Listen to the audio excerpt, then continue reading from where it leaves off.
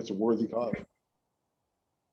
So, I mean, it's a nice reuse, and it's not a overly burdensome reuse of that property. And to tell you the truth, I mean, I think if they do it correctly, some of the residents that live over there that deal with some runoff issues or things like that, you know, that problem could pretty much be gone if they develop that property. So yeah, he talked about that actually. He said he was going to pick up some drainage for those properties. And, you know, take it to the street, basically. It was good. Thanks. Good conversation. Anything else? That's all I have, Madam President. Thank you. Ms. Cameron. Just had one real quick. I got to see the street dance from the water. That was a well-attended event on Saturday night. The hub was hopping. You know, one comment that I did have from someone that we were out with, you know, they were walking over in North Tonawanda and they would like to see that continue on the city side, which that is our vision, to have more walkable space downtown.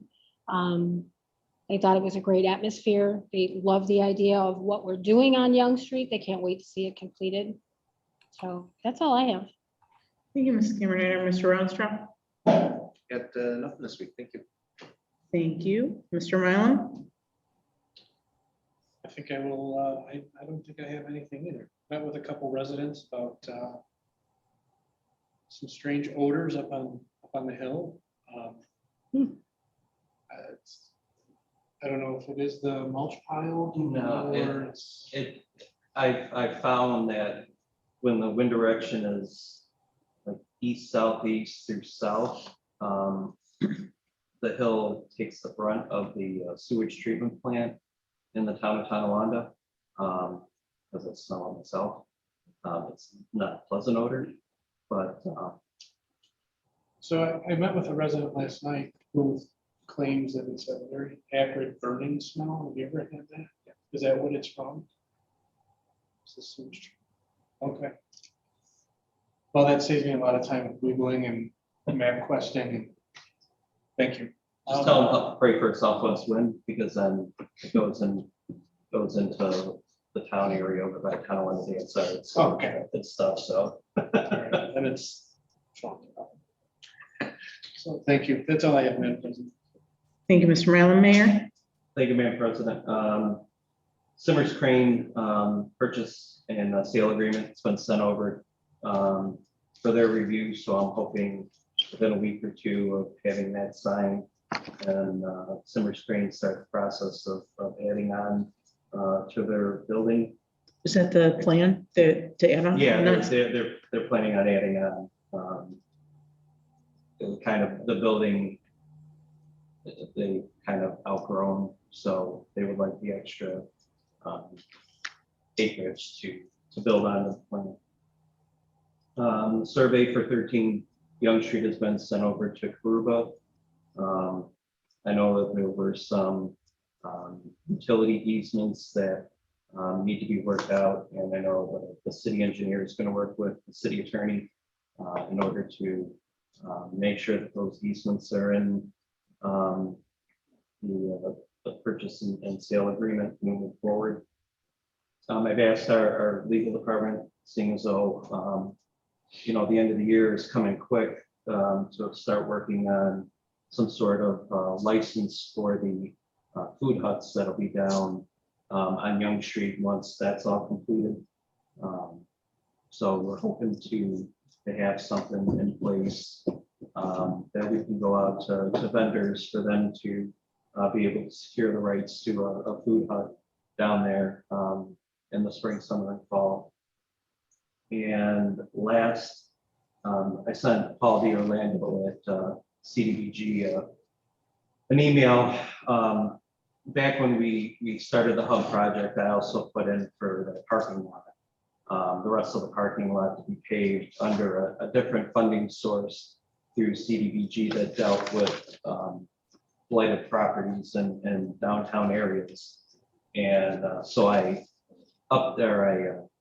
asked for an update on our grant application and was told that barring anybody else submitting a grant application between now and next year, that kind of leapfrogs us. We're in line to get $325,000 to repave that parking lot next year. So, which is welcome news. Is that the one next to the hub there? Yeah. The Salvation Army, Kings Alley area. So that whole, Did you submit the grant application? We submitted it 3 years ago, Okay, 4 years ago. And like I said, we were, at the time we submitted it, we were 10th on the list, and they have enough funding for about 2 grants every year for the blight portion of CDBG. So we've slowly made our way up the list of that's good. so hopefully next year they'll be redoing the parking lot. Perfect. That's all I hear. Perfect. I had something, we had received a phone call from someone affiliated with the library who had asked if the city could pave the parking lot at the library. And my understanding of the library was the city's responsible for maintenance inside. A couple of years ago, we had the resolution for the HVAC, and there was another unit that we had to replace. And then my understanding was then the county was responsible for outside. I believe the county workers cut the grass. I did talk to Jim, that was his understanding too. I forwarded the agreement to Mike just to take a look at. Do you have anything on this? Yes, Madam President. I reviewed the agreement that you sent over. This agreement, though, is between the county and the library board. It doesn't really involve the city. Okay, I talked to Mr. Reese today about it when I was here at City Hall, and basically we own the building. We're responsible for the building and the property, which would probably include the parking lot. okay, They run the library. They Okay. pay the salary and the wages. So it's kind of our building.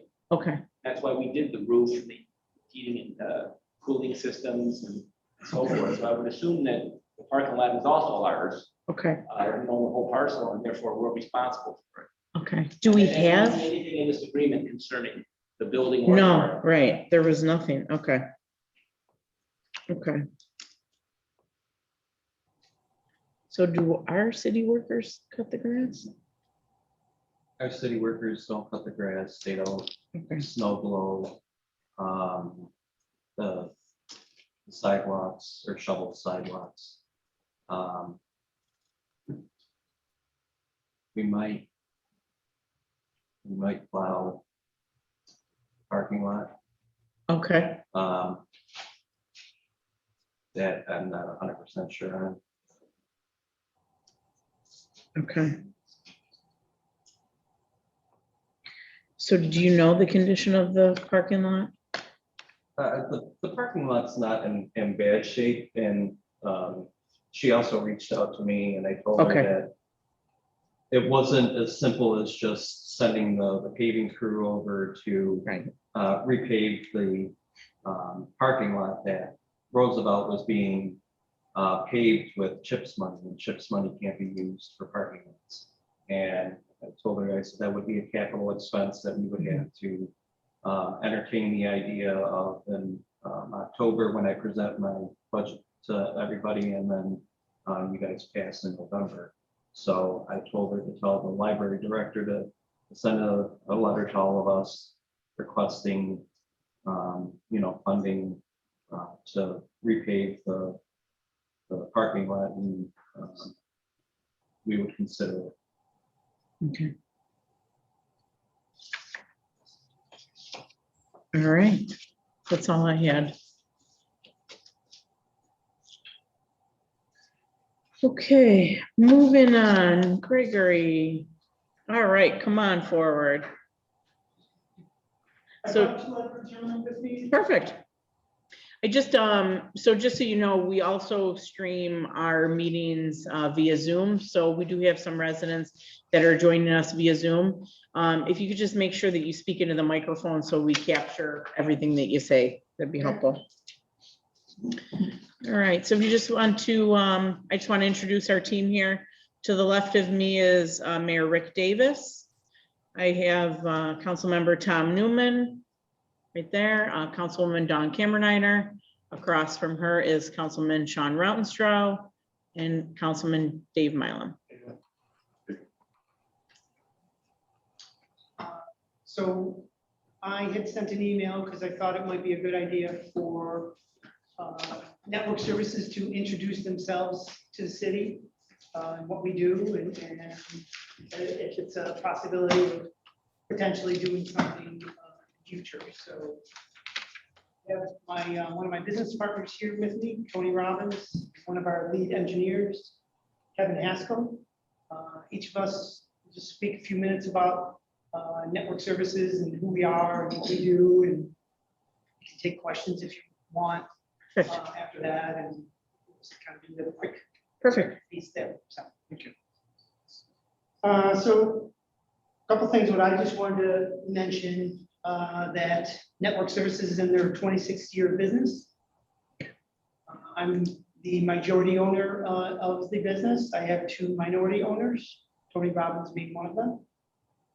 We have 9 engineers that work for us and 1 office manager.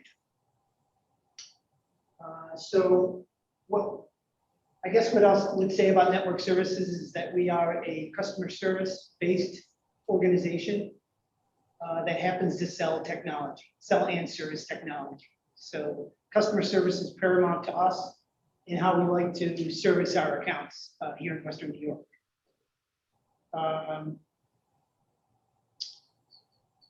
Tony, myself, and our other partner, John, are working owners. So the way I grew up in the business 30 plus years ago is being an engineer in the field, and then started network services, and then have led that organization through an engineering perspective, not so much a sales perspective or an accounting perspective, but from an engineering point of view to install and service technology for cities, towns, and villages, and private businesses here in Western New York for the last 26 years. A couple things that I think that separate us from our competitors out there is availability. It's paramount to all our customers that we're available for them at all times. You know, when you have that outsourced IT organization and you're having an issue, you need help right away. So it's imperative that someone's available for you at all times. So we're always aware of that. All our team members are aware of that. So that's a paramount thing for us. Another thing we like to do is proactive work. One of the people that would be involved with your organization, the account manager, if you will, would come out on a regular basis to help with either budgets or future projects of sorts, maybe new technologies that we're seeing out there in the industry, and bring it to customers that we're taking care of, so we can bring that knowledge to you, as a city. One of the big things going on right now is cybersecurity and protection of your information or your data. So what I want to do is have Tony speak a little bit about that today, of how we're doing that proactively and currently for many of our clients. So I'll let Tony chat about that a little bit. I'm not enough to come speaker like Greg is, so I'll read from my notes. As most of you know, the frequency of incidents of cyber crime and particularly ransomware attacks has taken a very sharp uptick in the last several months. The criminals that are perpetrating these things are bent on disrupting services, disrupting infrastructure, to the point that recently they were able to affect global commodities markets by hacking the Colonial Pipeline. We're all paying $3 a gallon for gas right now, so that is case in point, where they have been able to infiltrate and I hate to use the word hack, but to disrupt infrastructure to such an extent that it causes global repercussions. So that battlefield of combating cyber crime, combating ransomware and those kind of brute force hacking attempts and denial of service attacks takes years of training, takes years of experience, it takes annual continuing education to be able to combat that landscape is ever changing. And so we have, over the last several years, sort of shifted our focus from the day-to-day PC desktop support, repair, configuring servers to really a primary focus on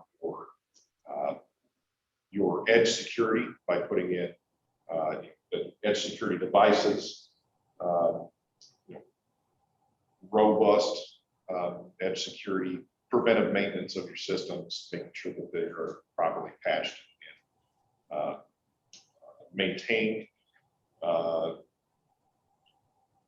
That prevents that sort of external intrusion into your network to whatever extent is possible. There again, the landscape is ever changing, so we are always behind these guys. They are very often state sponsored, so they have a lot of money behind them. They have a lot of time, and this is what they do. Well, what we do all day, every day, is fight that battle. So we do have, a team of people who are well versed in those best practices, the installing and configuring these edge security devices, doing the maintenance on the systems, and should an attack be successfully perpetrated against a customer, we have data recovery tools, particularly a product called Datto, D-A-T-T-O, research on that, that allows us to recover that data quickly without paying the ransom. Never pay the ransom. It just encourages them. So we are able to recover that data, and that recovery with the right products does not take weeks or months to recover and get you functional again. We have got it down to, in some cases, hours to full recovery, full functionality. So, it used to be that, well, we have a backup and it's a data backup, and if it's possible to recover that, we may be able to get you guys functional in a couple of weeks. We have got that, that time frame has been significantly reduced with our data recovery programs. Now, let's turn it over to Kevin again. Thank you. So next, I'm just going to have Kevin Haskell speak a little bit about, he's one of our lead engineers, been with me over 10 years now, and he's very well versed in a lot of the government software that you guys use on a daily basis. So I'll let him chat a little bit about his experience and knowledge on that.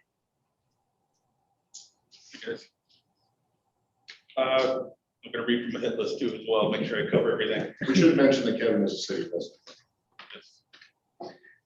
So just want to start off by saying we are an IT company. We specialize in IT. We have an experienced team of engineers to support any environment, fully compliant with standards, best practices. We're not just here to get something working and get you operational. There's a procedure in place and a pattern in place to make sure that you are covered on the outside, you are covered on the inside.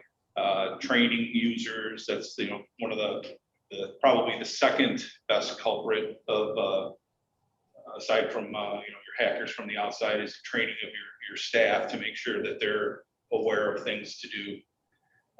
We currently support multiple municipalities for many years.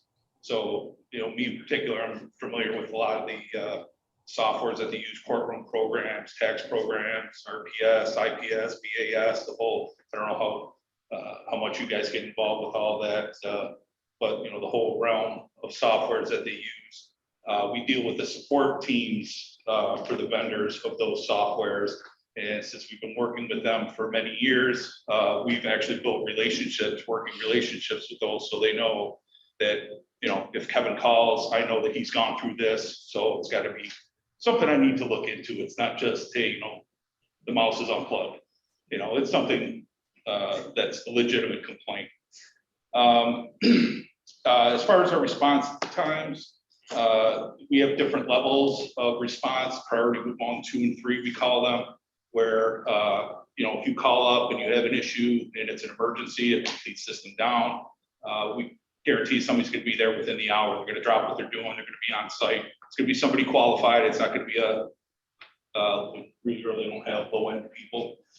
But it's not gonna be a newbie that's gonna be struggling through it. It's gonna be a senior engineer that's gonna be on there. Priority 2s are usually within a couple hours or same day, and then priority 3s are scheduled when you get a chance, scheduling out something.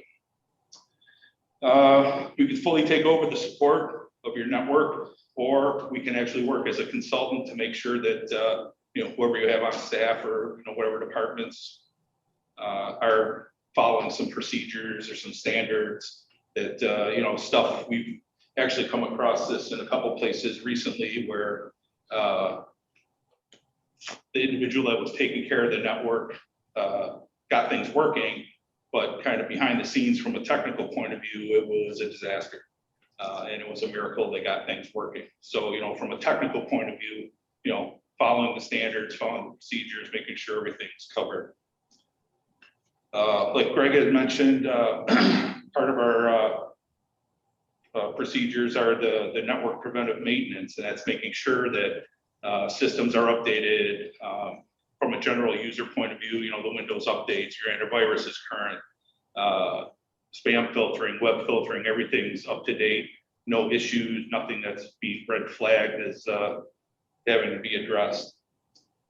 And basically, like I said, we handle other municipalities. So if you'd like, we can provide references from the other municipalities that we've worked with, so that you can get an idea. You can talk to the people that are actually deal with us on a regular basis, and have any questions for them and see how we operate and go from there. Yeah, we'd love you to check our references.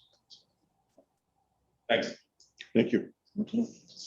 So one of the goals this year that I had was to try and expand our customer base. So that's one of the reasons why we're here, just to raise our arm that we're here. Like I said, we've been in business for 26 years and have done very little on the advertising or marketing side, just because that's, again, I come from the technical world, so I'm not really a good salesman, marketeer. But we're ready to say we're here.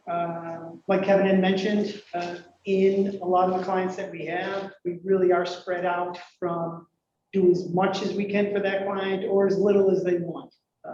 We can build a service agreement that fits both our needs to make sure everything's a two-way street. I never want to put anybody into a situation that you can't get away from me, and I can't get away from you. Everything's a two-way street here. You want to build a long-term relationship, not a short-term kind of thing.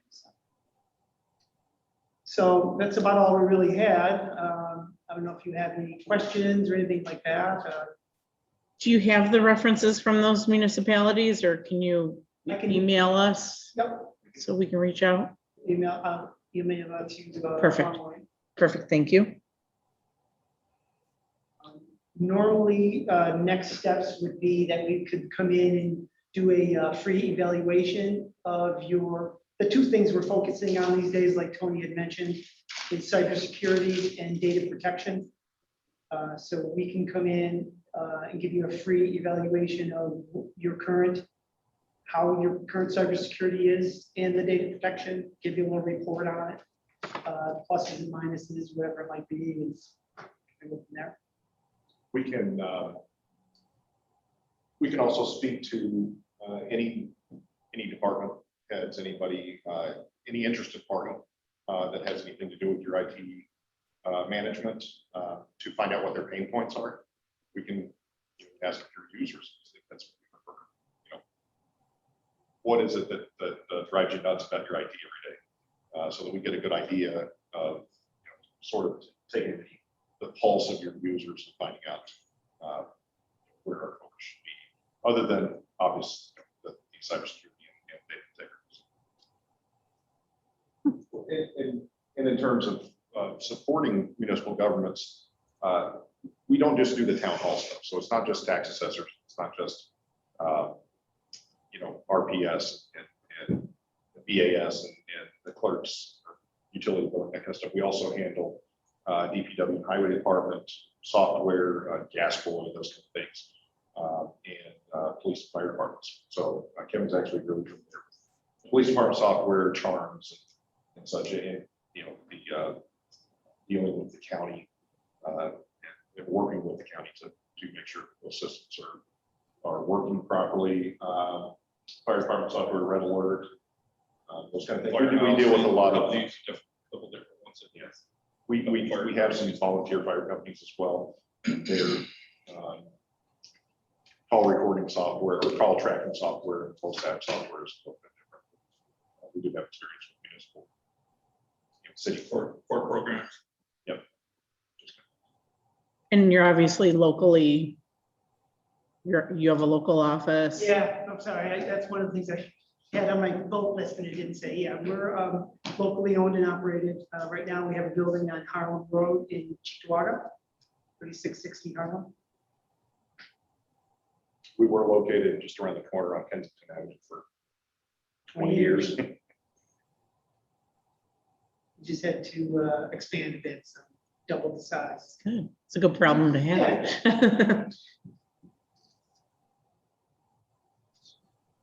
Do you have any other questions for us or at this time? I mean, I look to the IT gurus here on the council Like I said, I don't even know what. for more technical. Yeah, We'd be happy to come and turn over rocks and give you questions. Well, it seems pretty standard. You talk about the intrusion protection, basically using water head and using or something yourself. Kind of monitor that. We typically use what Sonocal products that has a Syslog server attached to it, or send it to a Syslog server. And our archival of those things is not, unless there's a compliance issue, it's not something that we typically do because private companies don't want to spend money on it. So we do, a rudimentary Syslog server. If you do need to do that sort of forensic analysis of an intrusion attempt, then we have to go parse the data. When you're talking about the backups, I know you mentioned data. You run pretty much kind of VMware snapshot. So you kind of all these snapshots. Yeah. That's Yeah. Of VMware. It's pretty close to how that works. So it actually runs on a, it used to run on StorageCraft, like Shadow Protect. So it uses Volume Shadow Copy Service to create those snapshot images. The beauty of Datto, I'm a big proponent of Datto. They don't pay me. I am a big proponent of it. They have what's called inverse chain technology. So typically in a traditional backup, you would have like a grandfather, father-son rotation. And if you were doing differential backups, if you lost any piece of that differential chain, you can only go back to the last good backup in that chain. They've done away with that issue. So any of the image backups that we take with data, which happen hourly, it can happen actually every 15 minutes, but it's be a really small system for it to happen that quickly. Any of those restore points are bootable images that can be run. So if the server catches on fire, the protected server catches on fire and it's dead, we can actually spin up locally in this environment or in the cloud a 1 hour old image of that system and have you up and fully working on it. It's a bootable, workable, networkable system. And, because that you do your own data warehousing. No. Datto has 9 data centers across North America. Your backups are stored, potentially your backups are stored in any 3 of those data centers. Typically, they're the ones on the East Coast, so that it's faster recovery.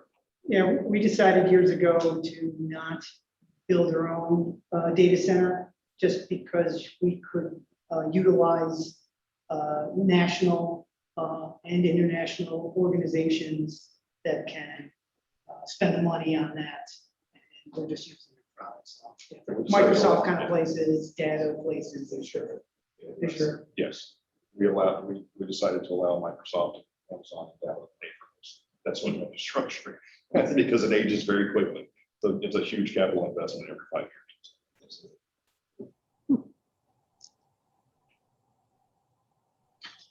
All right, anybody else have any I have questions? no questions. They pretty much answered everything. If we do, we will certainly email you and kind of take it from there.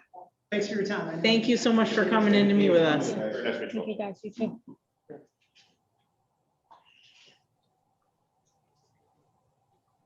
Mr. Rounstraw, we did not hear any of the questions that you asked, so you'll have to brief us later. Sure. All right. Colin. I couldn't hear him either. I was I like, know. Cut myself short. We've gone on longer. I said to the mayor, he'll brief us later. Anything else before we kind of hit the floor at 7? All right, so why don't we take a, few minute break and a few minutes and then we'll come back. All right, Madam President, I'm going to pause the recording at this time. perfect. Thank you. Here. Then we take it over. Oh my goodness, right? Madam President, 7 p.m. All right, perfect. Let's call the meeting of the City of Tonawanda Council to order. Mr. Click, you've brought everybody in from the room, right? Madam President, everyone from the Zoom meeting has been brought in from the waiting room. Okay, if you could call the roll, please. Newman. Here. Cameron. here, Rautenstrau. Here. Mylum. Cook. Here, please stand for the pledge. I pledge allegiance to the flag of the United States of America and to the republic for which it stands, one nation, under God, indivisible, with liberty and justice for all. Please remain standing. Heavenly Father, we thank you for this great nation and the community that we live in. We thank you for our freedoms and those who protect it. We ask your protecting hand on our police officers and firefighters and our city workers. We ask that you guide our community and our community leaders. Heal our nation and bring it peace and unity. Be with our country's elected officials. Guide them in the direction you want them to go. Give wisdom to our mayor and our council so they can make wise and thought out decisions that make our community a place of safety and prosperity. Oversee our public meetings and activities, and may we glorify you, Lord, and you alone in all that we do and say. Amen. You may be seated.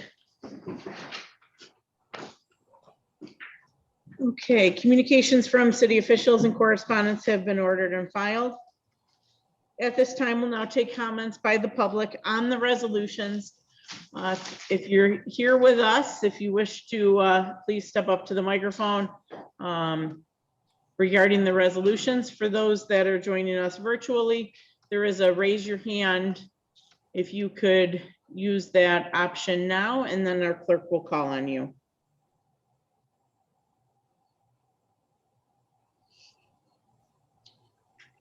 Anyone wishing to address the council on the resolutions? Mr. Clerk, do you have any residents that wish to address the council on the resolutions? Madam President, I do not show anyone in the Zoom call that is looking to make a comment on the resolutions. Perfect. Hearing none, we have none here as well. Let's roll. Madam President, I just had one question with regards to resolution number 2. I don't have a sponsor for that one. Thank you, Mr. Clerk. I'll Mr. take it. Mr. Mylum. Thank you. We also make a motion to forego the reading of the resolutions. So we have a motion to waive the readings of the resolutions by Mr. Mylum, I'll second it. seconded by Mr. Rautenstrau. So motion to waive the readings 1 through 6. Can you please call the roll? Newman, Aye. Camerediner, Aye. Rautenstrau, Aye. Mylum, Aye. Cook. Aye. Declare that waiving of the readings adopted. Okay. So we have resolution number 1 by the council, seconded by the council.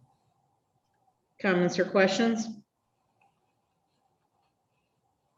Thank you, Mr. Clerk, for putting the agenda up on our screen for those that are joining us virtually. Any other comments or questions? Please call the roll. Newman, Aye. Camerediner, Aye. Rautenstrau, Aye. Mylum, Aye. Cook. Aye, declare the resolution adopted. Resolution 2 by Councilmember Mylum. Do we have a second? I'll second, Madam President. Second by Mr. Newman. Comments or questions? Please call the roll. Newman, Aye. Camerediner, Aye. Rautenstrau, Aye. Mylum, Aye. Cook. Aye, declare the resolution adopted. Resolution number 3 by Councilmember Mylum. Do we have a second? I'll take it, Madam President. Second by Ms. Camerediner. Comments or questions? Please call the roll. Newman, Aye. Camerediner, Aye. Rautenstrau, Aye. Mylum, Aye. Cook. Aye, declare the resolution adopted.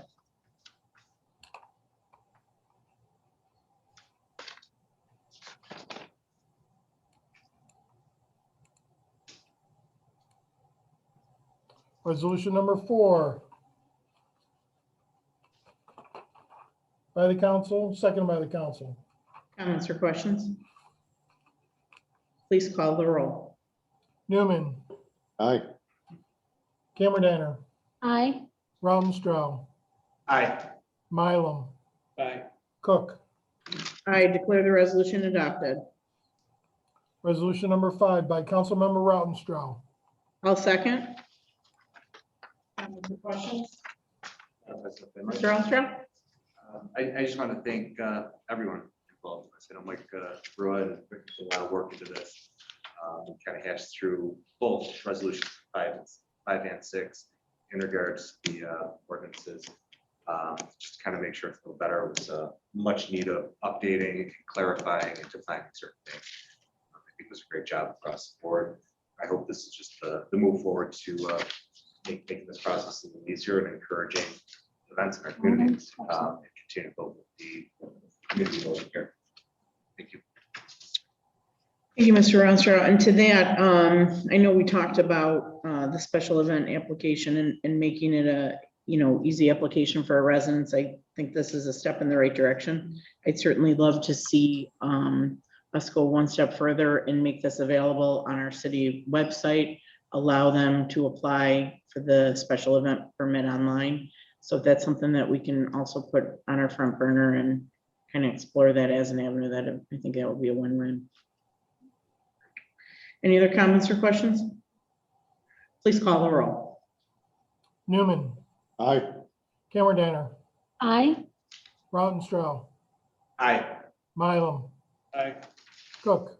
I declare the resolution adopted. Resolution number 6 by Councilmember Rautenstrau. I'll second. Comments or questions? Please call the roll. Newman, Aye. Camerediner, Aye. Rautenstrau, Aye. Mylum, Aye. Cook. I declare the resolution adopted. At this time, we'll now take comments by the public following the resolutions. For those that are joining us virtually, there is a raise your hand button. Please do so at this time, and then our clerk will call on you. For those that are joining us at City Hall, please come up to the mic and. Okay. Once, twice. No, everybody who's here is shaking their head. So, Mr. Clerk, is there anyone who's joining us virtually that wishes to address the council? Madam President, at this time, I do not show anyone in the Zoom call wishing to make any comments. Okay, hearing none. Mr. Newman. Thank you, Madam President. Not that I really want to poke the bear on the situation, but I do want to comment and address some situations that happened with Little League Drive Access, Facebook, man's worst tool, Facebook. So just to be clear, I feel that Mr. Stapleton was kind of dealt a bad hand in this situation. At no point did he ask for the access to be closed off. I know, Sean, at one point you commented on a post and it wasn't, I commented back, not to start a whole war on Facebook, but really to clarify the fact that he was not aware of the situation. He doesn't own barricades. He's not going to put them up, and he certainly isn't going to take them down. But the comments were led to believe that he placed them and that he is going to remove them. So I just want to be clear on that whole situation. My bigger concern is why these barricades were even placed to begin with. And on top of that, nobody, including emergency services, school board, as Jenna alluded to, or David himself, even knew that this was even happening. I mean, we were fortunate and nothing happened. Okay, with the grass as tall as it is up there, which is a whole separate issue, we were at risk of a grass fire up there. And without access, at least for a pumper, yeah, you can get around a barricade on the one side, but they would come up Fletcher, you weren't getting into that road with a pumper. God forbid someone's back with a heart attack. Any of these scenarios were just, it was just a bad situation that could have happened. Unfortunately, it did not happen. So I have serious concerns about why things like this happen without nobody being notified. What was the intent of it? Maybe it was a good faith thing. I don't know, but it was a bad choice, unfortunately. So on a positive note, that's all I have on that subject. I want to thank all the volunteers that helped with Little League, the ball diamond on State Street for Little League. That was a lot of work that day. Dawn, Jenna, John White, all the volunteers, the parents, the board, some players, they were all out there pushing rakes and shoveling, and it was a lot of work. A special thanks out to A to Z Rentals. They gave me a discount on the side cutter. And another special thanks to Mr. Fiorelli for operating that skid steer for a couple of hours. He just donated his time, came down and just helped out. It was a great thing for the kids, and now the field is playable and it looks great. And that's all I have on that. Congratulations to Donut Craze for their grand opening. Congratulations to Twin City Deli for their 1 year. What a year to open a deli, but they've managed to survive, and it's great for them. Place looks unbelievable down there. And I also want to thank and congratulate the senior class of 2021.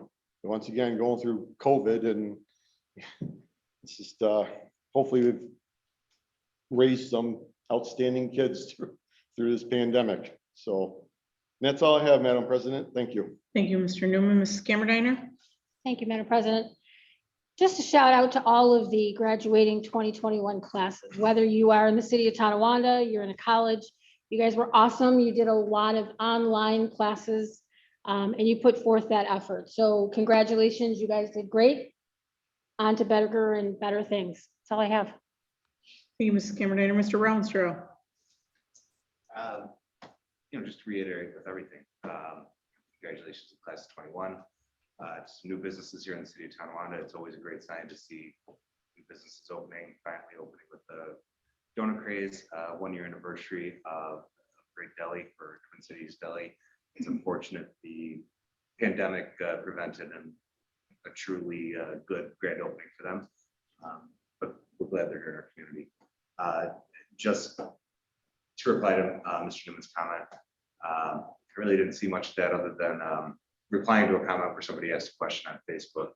I don't think answering the question or failing to lay blame on somebody was misleading. I think I was just responding to a question by a resident. I think I'd be really looking for blame on it either, but just keep them informed. You're right, we should have some more information on it. I was passing along the information that I knew, the same emails that you got. And it's a matter of public records in here with the response from Mr. Stapleton in regards to further elaborate on it, but I'll leave it at that. I just think a lot of the finger pointing could have been handled in-house rather than a public spectacle. And beyond that, that's all I have today. Thank you. Thank you, Mr. Rounstrau. Mr. Mylum. The joys of going forth, right? You get to say everything everybody else has said. On a personal note, my daughter is graduating this year. And knowing what it took to be able to graduate she's actually a year early. It's an amazing feat, not only on the kids' part, but also on the teachers' part. The amount of time that the teachers have put into basically redoing and relearning everything that they need to know, how to reach kids, how to teach kids, and get them through the curriculum that they need to get through, while never ever seeing them face to face is it's really quite a large effort. So congratulations to all the not just here in Tonawanda, but to all the teachers that have weathered the storm this last year, and to the kids who are much more resilient than their teachers are. It's just good to see that there is some normalcy going on. I look forward to being at the graduation, and congratulations to everybody that made it through. In walking last Saturday, a couple Saturdays ago, I went through Fletcher Street and started talking to the residents who were upset about the barricade, kind of going door to door, just giving them the information that I had. Many of the residents didn't seem too angry, but more surprised that the barricades were there. And I assured them that they were just as surprised as we were. But all in all, the rest ended up okay. It was, they were taken away, and I think we have a good working relationship with Mr. Stapleton, and I look forward to continuing that relationship. So I think that's all I had to say tonight. Thank you, Madam President. Thank you, Mr. Mylum. Mayor. Thank you, Madam President. I too like to give a shout out to the teachers and students of class of 2021. I'll be watching my 8 out of 10 children walk across the aisle, or walk across the stage, I should say. Parking lot this year. Parking lot, yes. So I know these last 2 years have been tough. I've had 2 kids graduate in succession last year and this year, and it's been extremely tough on the students. It's been extremely tough on the teachers, but it's also been extremely tough on the parents that have had to juggle, between work and school, and making sure kids are doing what they're supposed to do in a laxed environment isn't always a recipe for success. So my hat's off to everybody. And last, I kind of commented about this during the Around the Room, but about 4 years ago, we applied for a CDBG blight grant to help fix the rest of the parking lot located over by the hub. So where Salvation Army is, Kings Alley, that area. If everything comes in line for next year and we don't have another project that kind of leapfrogs us as far as need goes, we should see the parking lot rehab next year with funding through the community development block grant folks. So that's about it. Thank you, Madam President. Thank you, Mayor. I want to wish a happy belated birthday to our city treasurer, Bill Reese. Hope you had a great day the other day. I went and voted today and I was voter number 4. So I just want to remind everybody that there is a primary. City Hall is a site for early voting. You can enter through the rear entrance. Early voting will continue through Sunday, correct, Mr. Clerk? That is correct, Madam President. Okay, perfect. So from today through Friday, voting will run from noon to 9, and on Saturday and Sunday from 12 to 6. If you don't vote or don't opt to vote for early voting, primary day is next Tuesday, and then you would vote at your normal polling location. And if you have any questions about where you vote, please reach out to the Erie County Board of Elections. Warriors Walk will reconvene tomorrow night at 6:30, where we cover Goose Island Part 2. A shout out to Skip Johnson from the Historical Society of the Tonawondas for doing such a great job.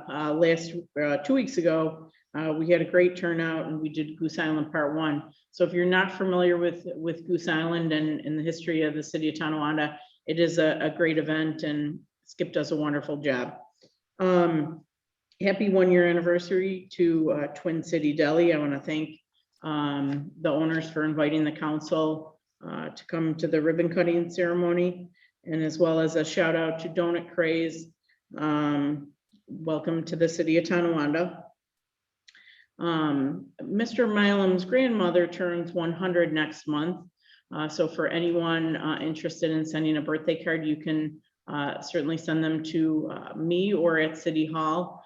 I'll be meeting with Dave's grandmother and presenting her some cards from the community. So I want to thank all the residents who have sent cards, and she'll be opening them for quite a while. So the only thing I want to add about Little League is just my main concern was there was no communication about it. No communication to our first responders, the council, our partners in government, our partners at the school district. There was just no notification. So I hope this is a learning experience for all of us, that perhaps, we're mindful of that and we do what we can to just notify our partners so we're aware in the event. Fortunately, nothing tragic did happen where our first responders needed to go around barricades or whatever, but the mayor and I have talked about communication barriers, but we certainly need to work through that. Wanted to let everybody know that there is a public meeting on July 7th regarding the East Niagara Street pedestrian bridge over Ellicott Creek, and it's at City Hall at 6 o'clock. I know many of us have shared it on our social media. I don't know if it's on our city website. It is perfect. And if we can post the flyer at City Hall. I'm assuming we're going to talk about it at our next meeting and just remind everybody, but please mark your calendars for July 7th at 6 o'clock at City Hall. It is an open house forum. We will have presentation boards, visual displays, and pamphlets explaining the various elements of the design and the construction phases. And the design team will be on hand to explain the proposed project and answer your questions.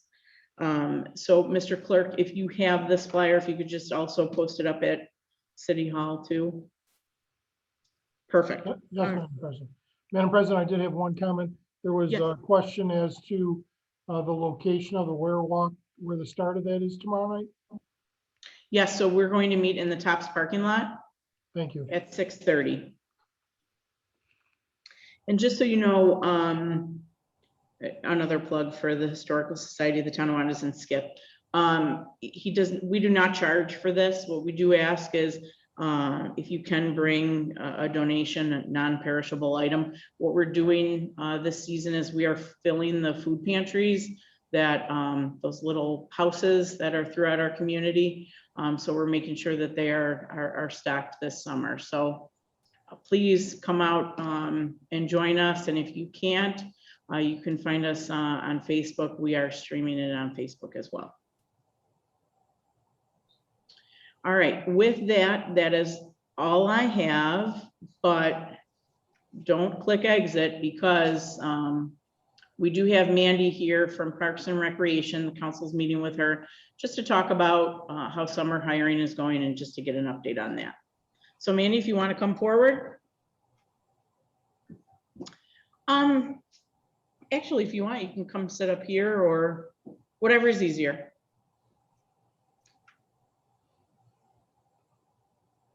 Trixie?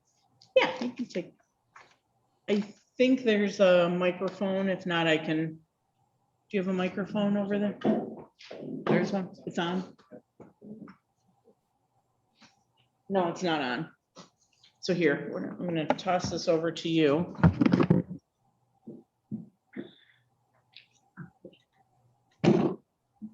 Okay. You just want me to give a general update or do you have any questions or what? Yeah, we'll start with an update, and if we have questions, we'll kind of take it from there. As far as summer hiring is concerned, it's been, I'm sure most of you guys are familiar, you know, I'm not super familiar with where everyone works, but it's been a struggle pretty much in any industry, any line of work, whether it's, you know, fast food, full-time work. At this point, it really doesn't even matter. I don't think that pay scale is really the barrier at this point. I think it's that people are just not ready to get back to work. So yes, we are absolutely struggling, and you can see that throughout the city. Normally we have 2 groundskeepers that are in starting in April. We've had somebody in for about 6 weeks starting, March. We had somebody in for 6 weeks starting in April. And she left about 4 weeks ago. I've been unable to get anyone else in that position. I do have, it took a couple weeks to get some background checks back, so I do have, we're saying that we need to be more flexible. Normally it's a 7 to 3, Monday to Friday, 7 to 3 job. I have somebody that's gonna come in 2 or 3 times a week from 7 to 12. There's somebody that might put in a few hours at night, so right now, kind of say that I can get so that we can hopefully get our city properties looking a little better. Obviously, they're neglected for 2 years because we didn't hire any staff last year. So the woman that did work for 6 weeks, she was amazing. It's a lot of work. It's labor intensive, and I think that was probably her leaving was probably the end result of that, for being by herself for that long. So she did take a huge chunk out of our responsibilities for that, but there's always maintenance things to do. So I'm hoping that I have somebody for 20 hours a week starting next week, hopefully, and then I'll have to see what this one for application. A few hours right there. So that's where that position stands. Normally I have 4 to 5 seasonal laborers. I had 1 up until a week or 2 ago. I do have 3 now. So we're still down in that position, but at least I have 2 more on board now. So hopefully we can keep up with fields and grass and things like that. So definitely been a struggle. As far as recreation, there's light at the end of the tunnel. It's looking like that we will be able to open the pool hopefully on time. We'll see. Our staff is usually young high school kids, so they're not ready yet to get some time. So we're working right now on diligently trying to get the pool ready to open on time. We decided to offer a certification class. This is something that normally runs those individuals a couple $100. So we decided to do that free of cost. I guess staff members in. We have 7 individuals taking that class. So people, if they all pass, it's very difficult class. they all passed, we will be pretty close to a full staff and see what we can do as far as coverage with that. We noticed that we've had to be a little more flexible as far as vacations and stuff, we have usually are a little more non-negotiable, but we're having to be a little more sure just to get people in. It's something we really want to offer our residents. And we are doing everything in our power to make that happen. So you may see a delay in season just depending on if we get the pool up and running again. It was basically offline for the season. But we were doing everything in our power to make those things happen.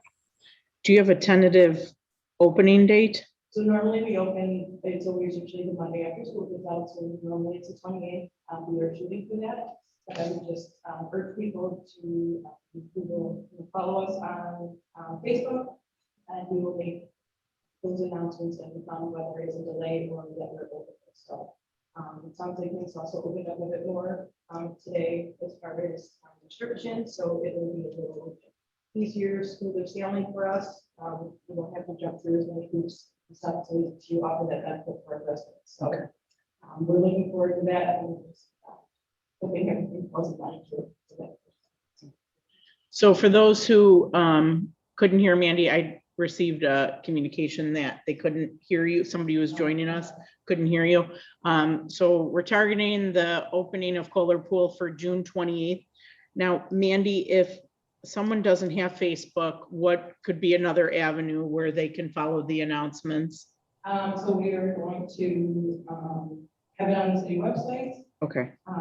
Yeah, any social media that we can do, and folks instead of council, everybody else will share those items as well. Yeah. The other thing that we decided not to do just because we got such a late start in a lot of our programming because of restrictions is that there's not going to be an actual guidebook this year, so everything's going to flow through social media and the city website and things like that. So always like to be they can call the youth center goes there a couple times a week still. We're returning those phone calls and trying to get that information out there to the best. Madam President, we'll put that on the sign up. I was just going to ask that. Yeah, perfect. So you'll coordinate that with the mayor's office? Yes. Okay. Any questions for Mandy? Yes. I just have a quick question, based on some feedback looking for the jobs. To apply for the gardener or the part-time help seasonal help, I guess there's prerequisites, but is there something that they need to do? I heard, I don't know if it's miscommunication or not, that they have to pay for their own background checks, physicals, exams, drug tests, and stuff like that. Is that a requirement of the applicant, or is that? So what's required of all applicants, seasonal applicants, the only thing they're actually paying for is the drug screen. I am trying to reimburse them for that. It has gone up probably $10 over the last 5 years, so it's $42 in the thing to pay. We have to work in conjunction with like our police department, and there's also another outside company that has to do background screens as well that are insurance requires for anyone that's working with kids that are tell your seniors and pool people. So applications are available in the civil service office. They can also, call my office and we can send it out as well. But what happens is that when there's through civil service, they get all the information to me and we should call the applicants. They have to go through a background screen. They have to provide basically a work release. So if they had a physical within the last year, that usually suffices. The kids, like if they have played sports at high school, those things will cover that. Otherwise, we do need a doctor basically signing off on that they're able to work.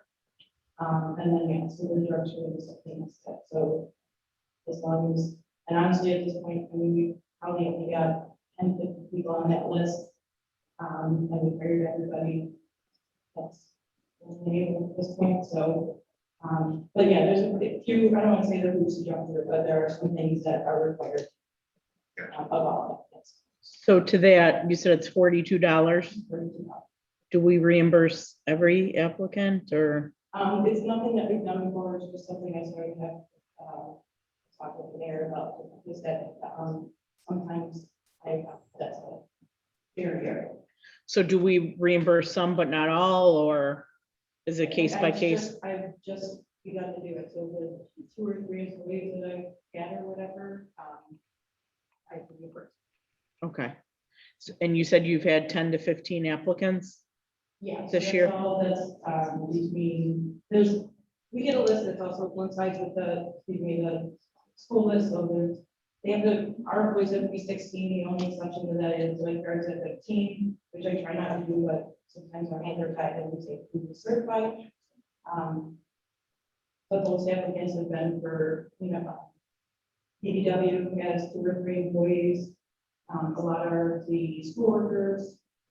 So basically, everybody out that is basically, if they filed proper paperwork as well. So we also, background releases that have to be done. It's fairly in-depth and it has to be notarized, and sometimes there's missing pieces, so we work alongside civil service to try and make sure that they have all the required paperwork in so that we can move forward and get those background things done and get that.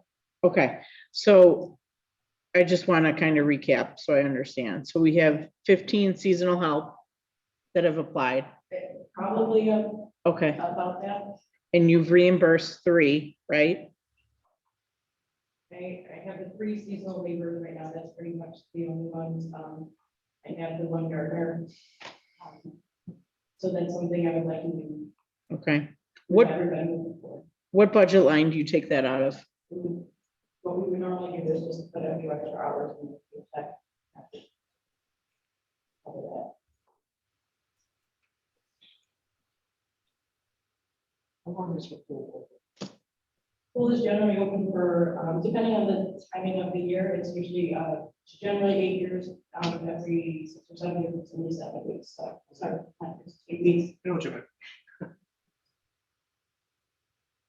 Okay, I want to talk to the council about finding a budget line so we can reimburse these seasonal help. $42 Yeah, because if is- we're paying them, you just said, correct me if I'm wrong, that we give them extra hours in their paycheck, correct? That's what I've done for the. So now they're paying taxes on that money. Right. Exactly. We. Can I ask There is an why the opportunity. city We isn't use- paying? We use the same company for, or because we don't like, there is a way of, I have to go paperwork through Western New York Health Works. So we have to sign that they're actually paying for it, so if that is a possibility in the future, it would be very easy for them to bill us. Why isn't the city paying for the drug test if it's a requirement? So 42, That's what we, Always done? that's what we, and like I said, it's just starting to see, like, I think it started at like $4. 28 or 32. And now it's, now it's getting to be a really big chunk. You add that on top of a normal lifeguard that's paying $200-300 to be certified. okay. Just trying to Yeah. come in the door that, I think that's something worth a conversation. We're gonna resolve this by next meeting. Yeah. So we're looking at $504, right? I mean, how many seasonal applications do you get? Well, so full staff of mine is probably closer to maybe 30 or 40 if I have that between Parks and Harbor, that's such a not either. Between And- Parks and Harbor, pool, playgrounds, all those staff is probably 30 or 40. And all the seasonal workers are responsible for getting their own background check. We do the background check, so the police do one level, and then we also pay for another one. Right, So we pay for that, but they're responsible for getting the drug screen, which they are responsible. and for. that's $42. But the background check that we do, there's no cost to them, right? No problem. Okay. So if you're looking, let's say 30, right? It's not a crazy amount, but. It's $1,260. That maybe that we could eliminate for them. That would be helpful. It's $1,260. Yeah. Okay, so. Mr. Reese, do we have, you said it's through HealthWorks? Yes. Do we have HealthWorks listed as a vendor? Do you know? Yes, we do. That's pretty easy then. So they could just bill the city. Well, we have to appropriate the money into a Right. budget line. Council thoughts? I'd like a resolution at our next meeting. I don't think it's fair that we're asking a city employee seasonal to pay Yeah, $42. Especially if it's a requirement. right. Right, I don't know if I can make a recommendation for this year because I'm thanks to a short staff. I'm probably gonna have some money in my salary line, and I know that's a, okay, sometimes you don't have to pay with that line as far as moving it. okay. But I think we'll be money every minute this year to cover that. So that's so going forward, maybe we can make sure that's specifically appropriated in the budget. I agree. Everybody agree? Absolutely. So, the $1,260, you have the money in your salary line. Okay, all right. Mr. Reese, do you need anything from the council on that? No. Okay, I'm sure we may have to update our policy manual, right? Yeah. Okay, all right, so let's take a look at that. So, if you, could reimburse all from the start of the hiring season. And then I think just work with Mr. Reese on how you take So care of I think it. when I send the information over to HealthWorks, I can write, there's a checkbox that whether or not they're paying, they're self-paid or if the city is paying, so we can do that, we can change for the bank.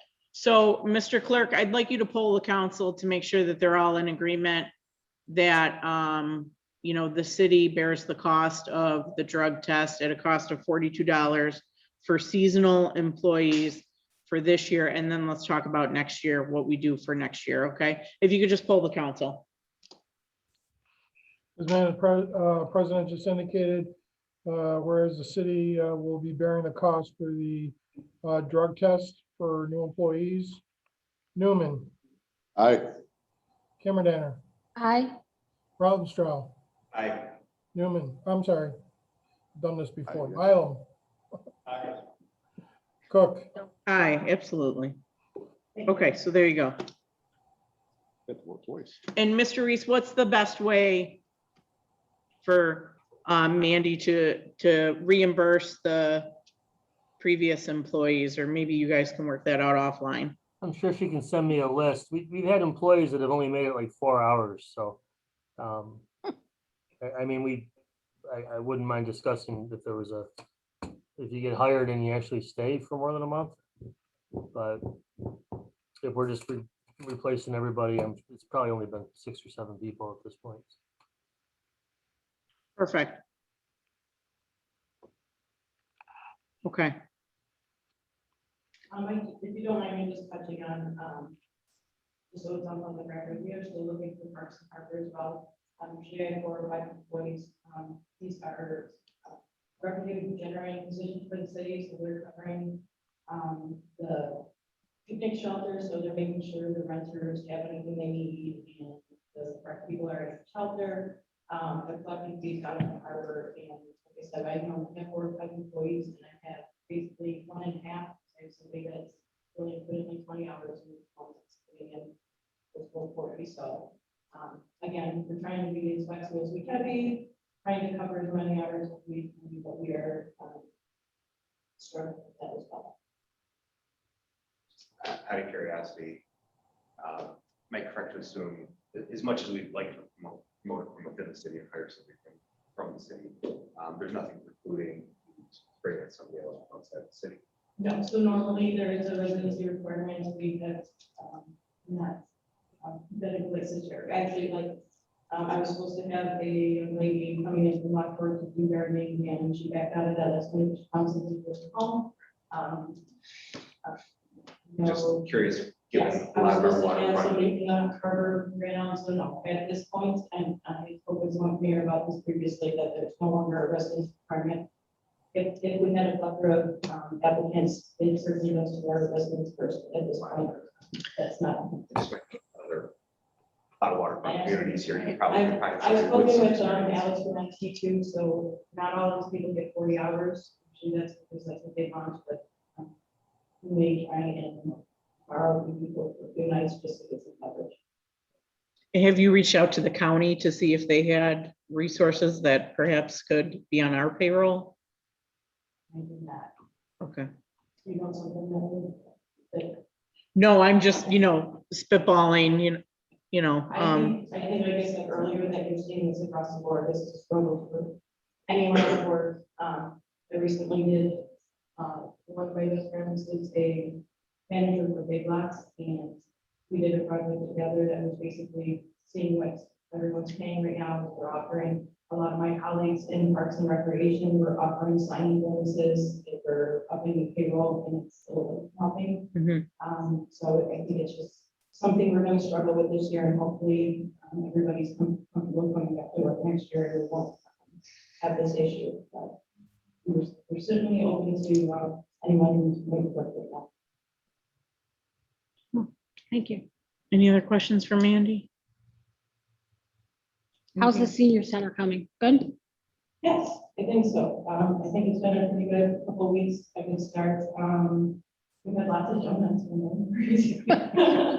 But maybe, That's what we somebody need. over there. going almost every day. No, I think it's going well. Again, these, lightening up of these restrictions will help. So we're gonna get back into like playing cards and things like that.